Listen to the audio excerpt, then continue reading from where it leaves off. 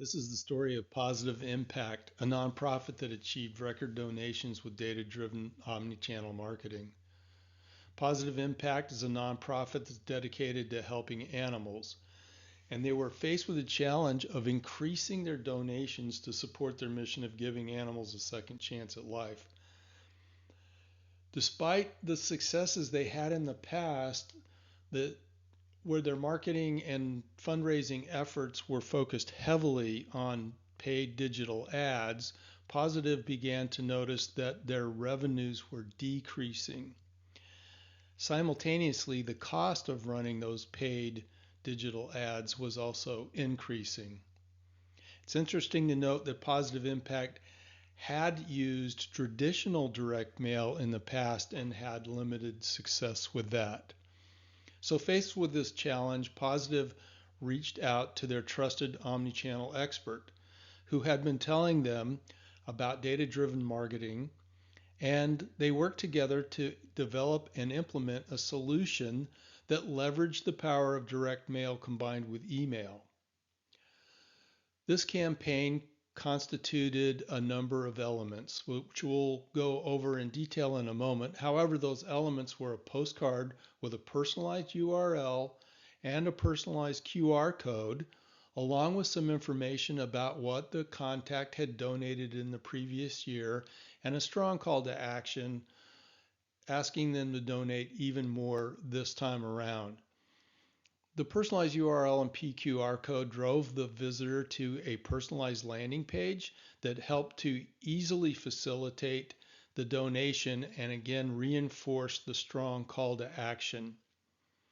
Once the personalized URL process was complete, the donor saw a thank you page, which confirmed that the donation had been received and that it would be put to good use. Also incorporated into this campaign was a nurturing sequence of non-responder emails. There were two of these emails that would go out on a pre-timed basis, approximately 5 to 7 days after the in-house date of the personalized direct mail piece. So here's what the campaign elements look like. This is the postcard. As you can see, it's well designed and includes the personalized URL printed on the piece, which is often a good practice, and the personalized QR code. So this makes it very easy for the contact to respond. You'll also notice the last year's donation amount listed along with a suggestion of increasing it slightly for this time around. Once the contact uses the personalized URL or scans the QR code, they're taken to this landing page that again reinforces the benefit of helping Positive raise money to help save these animals, and it makes it easy for them.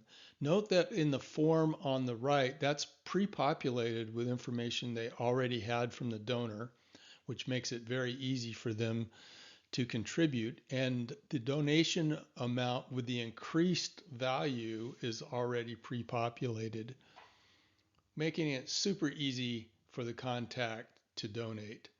Once they've completed the donation, they see a thank you page that confirms that they're making a difference by donating to Positive Impact.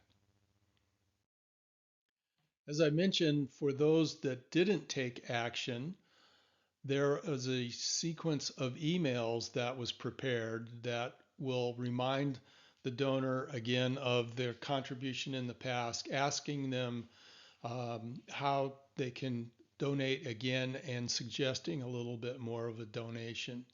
That's a good tactic that many nonprofits are using.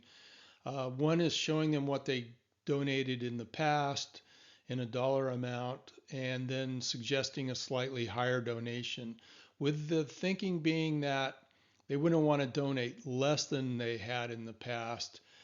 It puts a little bit of pressure on the contact.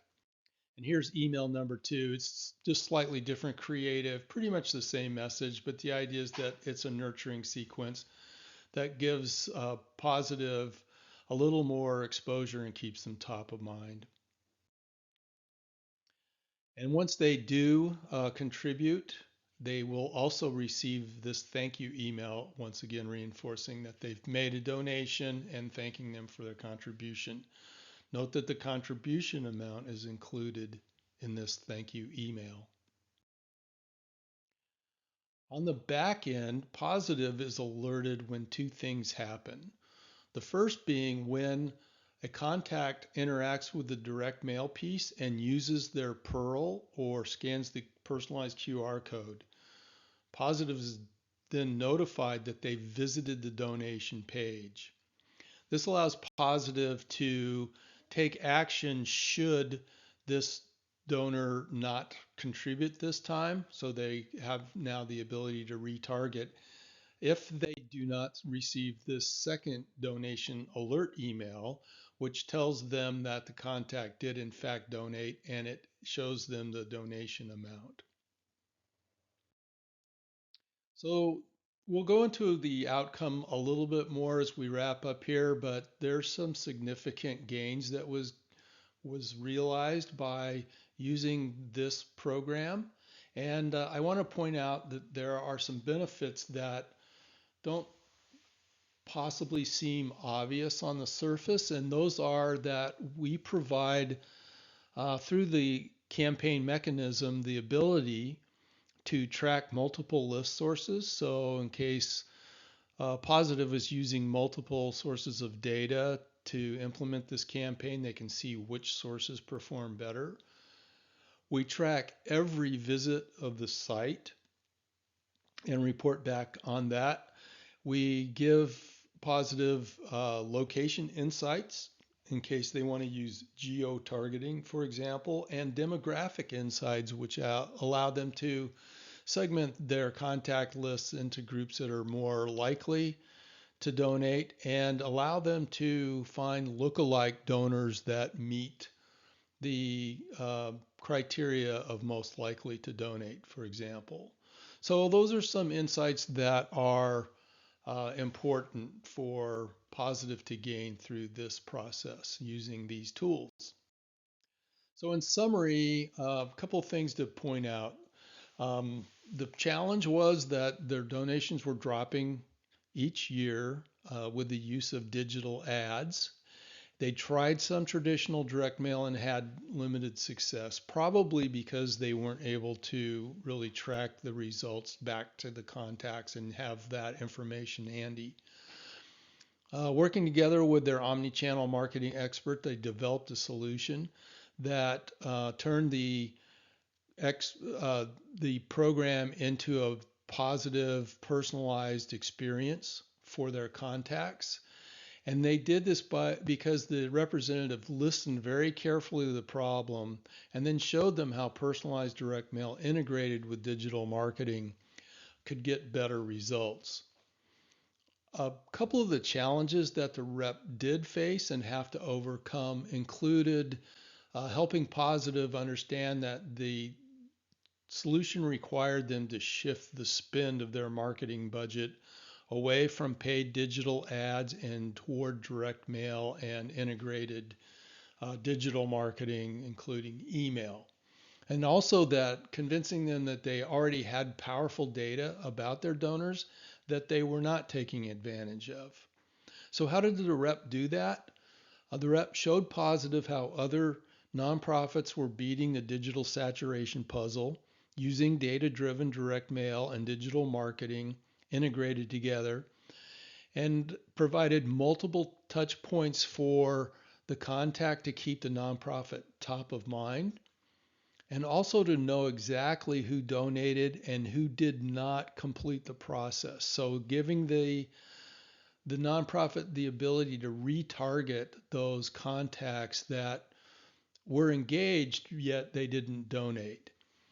So some of the key points the rep learned from working with Positive and acted on were that the digital ads are no longer performing like they used to. The cost for the digital ads continues to increase, driving down the results and putting more pressure on the marketing budget. It was impossible for Positive to know who was engaged and who was not using the digital ads.